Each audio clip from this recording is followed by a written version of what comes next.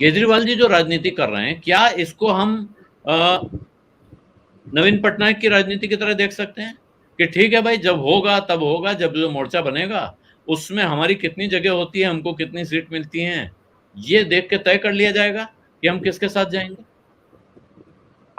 नवीन पटनायक की राजनीति से हम तुलना कर सकते हैं, लेकिन करेंगे नहीं, क्योंकि नवीन पटनायक पर कम से कम दाग नहीं है, बेईमानी नहीं है, भ्रष्टाचार नहीं है।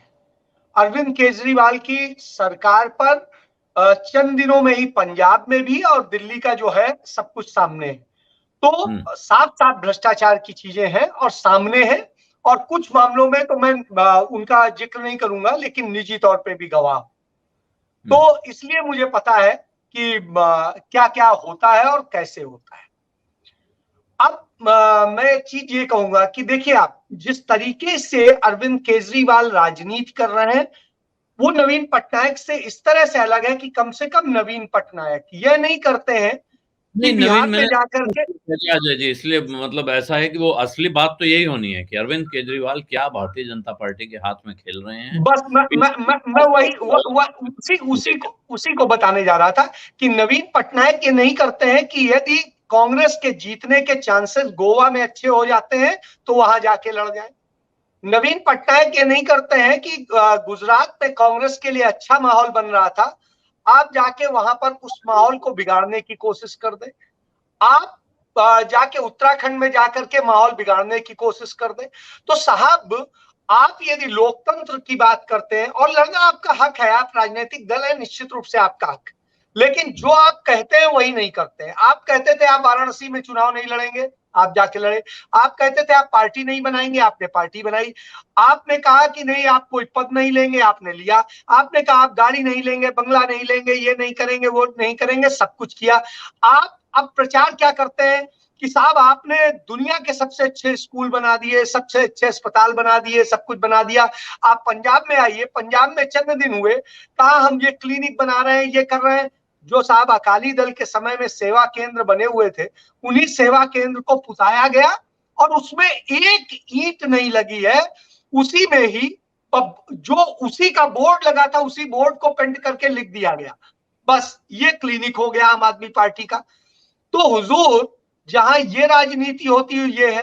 दूसरी चीज, जो कहते थे कि अप्रैल से एक भी जो है किसान आत्महत्या नहीं करेगा, और उसी महीने में 26 आत्महत्याएं हो गई। उसके बाद में जो पंजाब है वो आतंकवाद की आग में जलने लग रहा है। आज जो स्थिति है, लगातार घटनाएं हो रही है। 7 घटनाएं पंजाब के अंदर में तब से हो चुकी हैं।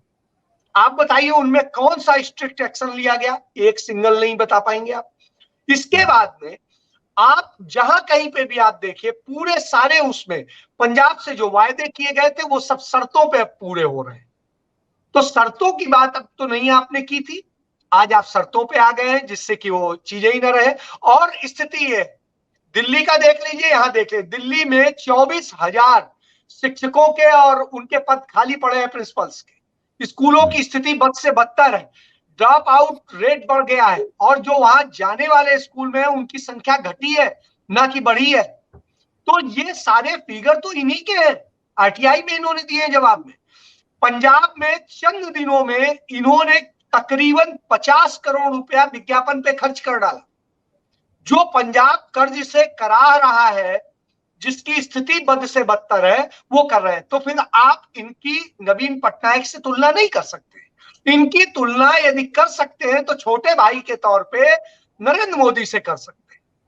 तो नरेंद्र मोदी की स्टाइल में वो चलने की कोशिश करते हैं, कुछ आगे कुछ पीछे। उन्होंने मेक इन इंडिया बनाया, इन्होंने मेक इन इंडिया फर्स्ट बना दिया, वन बना दिया। तो साहब, कमोबेश ये। और यात्रा का चूंकि जिक्र हो चुका है, उस पर बहुत नहीं बोलूंगा। मैं अनिल जी की बात से 1000% सहमत हूं, उन्होंने बिल्कुल सही कहा। ये पूरा क्षेत्र मेरा खुद का निजी तौर पे भी समझा हुआ है। तो इसलिए मैं कहता हूं कि जो भूमि ही दूसरी है, और जहां पर अरविंद केजरीवाल के आने का मतलब है सत्तारूढ़ भारतीय जनता पार्टी और उसके सहयोगी संगठनों का मजबूत हो जाना, तो वो है या तो वहां कांग्रेस हराती है, या फिर भाजपा और उससे समर्थित लोग आते हैं। नहीं तो नहीं आता है। तो अब क्या हो रहा है कि कांग्रेस कहीं एक कड़ी टक्कर न दे दे, इसके लिए पूरी तैयारी है। तो साहब ये तो यहाँ ये स्थिति है। राहुल गांधी की यात्रा पूरी तरीके से सैद्धांतिक है। उसका उदाहरण कि इस पूरी रैली में, मैं अभी आपका जब कॉल आया तो मैं एयरपोर्ट से घर आ रहा था, तो एक दिन के लिए मैं गया था, देख के आया, एक कांग्रेस पार्टी का सिंगल झंडा कहीं यूज नहीं है, सिंगल नहीं। हाँ, आयोजन कांग्रेस पार्टी ने किया है, उसके लोगों ने किया है, तो स्वाभाविक सी बात है उसके लोग होंगे, लेकिन जितने उसके लोग हैं उतने ही दूसरे लोग, और वो उस तरह से जिस तरह से जुड़ रहे थे, मैं कल बताऊं, सुबह से लेके रात तक जो मैंने देखा, कई जगह खुद को आंसू आ जा रहे थे कि भाव विभोर कर देने जैसी स्थिति थी लोगों के मन में जो थी। वो लग रहा था कि जैसे लोगों को लग रहा है कि शायद उन्हें किसी आजादी की लड़ाई में जाने का हिस्सा मिल रहा है, किसी उसमें वो पार्टिसिपेट करने जा रहे हैं, और इस तरह की सोच थी, पब्लिक के लोग इस तरह से आगे आ रहे थे। और आज जब मैंने फ्लाइट पकड़ी है, उसके पहले तक का जो हाल देखा है, लोगों के मन में कमोवेश यही चर्चा चल रही थी, और उस पूरे इलाके में लगातार इसको लेके चर्चा है लोगों में, आम लोगों में। एक गुजरात के डॉक्टर साहब आए हुए थे, वो 3 दिन एक्स्ट्रा रुके वहां पर कन्याकुमारी में कि राहुल गांधी की होने वाली है, तो 3 दिन और रुक गए, और रुकने के बाद उनका यह था कि हम इसमें सेवा देंगे 2-4 दिन। तो सब अच्छा, मतलब किसी और काम से आए थे, उनका इससे यात्रा से कोई संबंध नहीं था? नहीं, कोई मतलब नहीं था, वो तीर्थ यात्रा पे आए थे। और वो जो है वहां से उन्हें निकल जाना था, उनका होटल कैंसिल हो गया था, तो वो उन्हें होटल नहीं मिल रहा था, वो परेशान थे। तो मैंने उन्हें कहा कि आपको यदि कहीं नहीं मिलेगा तो मेरे कमरे में आके आप ठहर जाइएगा। तो आप समझिए, लेकिन बाद में वो किसी लॉज में ठहरे। तो आप ये समझिए, तो मैं वो उनकी ओर देख कर और वो कोई कांग्रेसी नहीं, सबसे बड़ी चीज। तो ये एक भावना है और ये एक सोच है, तो लोगों का इस तरीके से एक मन बदल रहा है, ये अपने आप में बड़ी चीज है। तो आलोक जी, जिस तरह की स्थितियां हैं, और मैंने देखिए, मैं समर्थक रहा हूं अरविंद केजरीवाल का शुरुआती दिनों में, लेकिन जिस तरीके से वो चल रहे हैं, धीरे धीरे मुझे लगा कि मैं शायद गलत आदमी को मैंने पसंद किया, और मैं सोचता था कि ये आदमी एक सुचिता की राजनीति लेके आया है। क्योंकि उसके बाद जब धीरे धीरे मैंने समझा, तो मैंने हाथ जोड़े कि साहब, ये एक बार मोदी पे भरोसा लगा था कि शायद वो कुछ बदलने आ रहे हैं, वो गलती हो गई, तो मैंने कहा सबसे बड़ा पाप का भागीदार तो मैं ही हूं। तो सब उस चीज के लिए मैं ये ईमानदारी से कहता हूं। लेकिन आज मुझे लगता है इन दोनों को देखने के बाद कि कांग्रेस इनसे 1000 गुना अच्छी थी, उसकी शासन, उसके दूसरे लोग कम से कम जनता की बात सुनते तो थे। आज कौन, आप बताइए ना मुझे, अरविंद केजरीवाल कितनी जनता की बात सुनते हैं, कितने दिन दिल्ली में लोगों से मिलते हैं, वो वास्तव में सिर्फ शो करते हैं। और इसके उदाहरण देखिए, छात्रवृत्ति योजना में उन्होंने 19 करोड़ जो खर्च कर दिए प्रचार में, और 2 आदमी को दिया छात्रवृत्ति। आरटीआई में जवाब है, आरटीआई में जवाब है कि साहब, पराली जलाने वाले में जो है 38 लाख का खर्चा, और विज्ञापन जो है कई करोड़ों में। तो ये आप देखें ना, जब ये स्थिति हो तो सिर्फ प्रचार जीवी है, नरेंद्र मोदी भी और ये भी। दो सवाल छोटे छोटे लोकतंत्र नहीं है। ये जो बात आप कह रहे हैं, और मेरा ख्याल ये विडंबना है कि शायद हम में से सभी लोग, मैं अनिल जी के बारे में पक्का नहीं है, लेकिन बाकी सब के बारे में मैं यकीन से कह सकता हूं कि एक वक्त पर अरविंद केजरीवाल की राजनीति के प्रशंसक रहे हैं। हम सबको लगा था कि इस देश की राजनीति को बदलने का एक प्रयोग दिल्ली में शुरू हो रहा है, और अगर ये आगे बढ़ेगा तो बहुत लाभदायक हो सकता है। और शायद यही वजह है कि हम में से कुछ लोग बहुत हार्श भी हो गए हैं अरविंद केजरीवाल को लेके। हम उन पर बहुत गंभीर सवाल उठाते हैं इसलिए क्योंकि ये करीब करीब इस आदमी ने हमको धोखा दिया है वाली फीलिंग है। ये भाव नहीं है कि एक कोई राजनेता था जिसने कुछ वादे किए। सब राजनेता वादे करते हैं, गलत करते हैं, झूठे करते हैं, करते होंगे, लेकिन यहाँ ये लगता है इस आदमी ने हमको व्यक्तिगत तौर पे धोखा दिया है, इसलिए बहुत सारे लोग बहुत सारे सवाल उठाते हैं। तो एक तो ये बात हो गई। लेकिन अरविंद केजरीवाल की अपनी राजनीति है, उनको ये लगता है शायद इस रास्ते पर चलकर, इसी तरीके से नरेंद्र मोदी को, उनकी राजनीति को मुकाबला दिया जा सकता है, टक्कर दी जा सकती है, और कोई तरीका है नहीं। ये तर्क आपको नहीं हजम होता है? हुजूर, मैं इसका एक लाइन में जवाब ये देता हूं कि यदि मेरे पास सिर्फ यही ऑप्शन हो कि अरविंद केजरीवाल के नाम पे वोट डालना है या नरेंद्र मोदी के नाम पर डालना है, तो मैं एक बार नरेंद्र मोदी को वोट दे दूंगा, अरविंद केजरीवाल को नहीं दूंगा। क्योंकि अरविंद केजरीवाल का तमाम सारी चीजें मैंने अपनी आंखों से देख ली, इसके बाद में मैं भरोसा नहीं कर सकता। मैं उनसे ज्यादा भरोसा नरेंद्र मोदी पर करता हूं, और इत्तेफाक से मैं दोनों को व्यक्तिगत रूप से बहुत अच्छे से जानता हूं, तब ये बात कह रहा हूं। तो उस स्थिति में मैं नरेंद्र मोदी को पसंद नहीं करता हूं, लेकिन ऐसी स्थिति में मैं निश्चित रूप से नरेंद्र मोदी के पक्ष में जाना पसंद करूंगा अरविंद केजरीवाल की बजाय। तो ये मेरा अपने आप में जवाब है, ये उनका विश्वास है, और ये इसलिए है क्योंकि उन्होंने न सिर्फ धोखा किया है, बल्कि हर बात पे झूठ बोलते हैं, और मतलब इतना झूठ बोलते हैं कि क्या सच है और क्या झूठ है अब वही नहीं हो पाएगा, आपको जज ही नहीं हो पाएगा। तो ये स्थिति है। और दूसरी चीज ये है, वो राष्ट्र के लिए खतरनाक है, ये बात मैंने पंजाब में देख ली है, और मुझे ये महसूस होता है। और मैं इत्तेफाक से बताऊं, मैं नाम कोट करता हूं, सिद्धार्थ चट्टोपाध्याय डीजीपी थे, और उनके पास में तमाम डॉक्यूमेंट्स हैं साहब। उन्होंने तमाम एफिडेविट फाइल किए हैं कोर्ट में।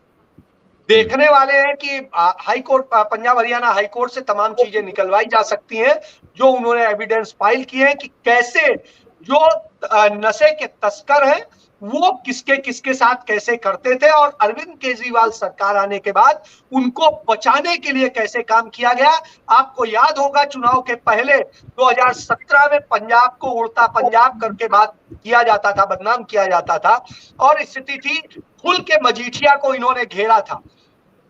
कांग्रेस पार्टी ने अंततः जब चन्नी आए तो चन्नी ने यह हिम्मत दिखाई, और सिद्धार्थ चट्टोपाध्याय जिन्होंने इसको लेके पूरे डॉक्यूमेंट इकट्ठे किए थे उनको चार्ज दिया, उन्होंने उठा करके बंद किया, जेल भेजा, और जेल भेजने के बाद में हाई कोर्ट ने उनकी बेल रिजेक्ट की।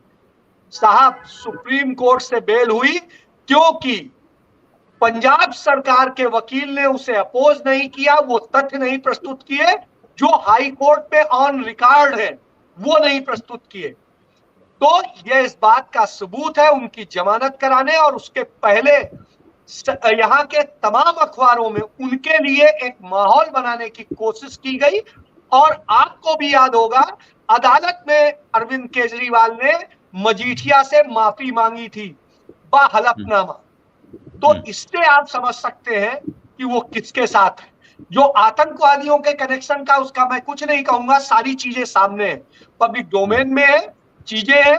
उसके बाद में जो उनके ऊपर सीआईए एजेंट होने का आरोप लगता था, वो भी पब्लिक डोमेन में, उस पर भी मैं कुछ नहीं कहूंगा। क्यों नहीं भारतीय जनता पार्टी जिस आरोप को खुद लगाती थी उसकी जांच कराती है?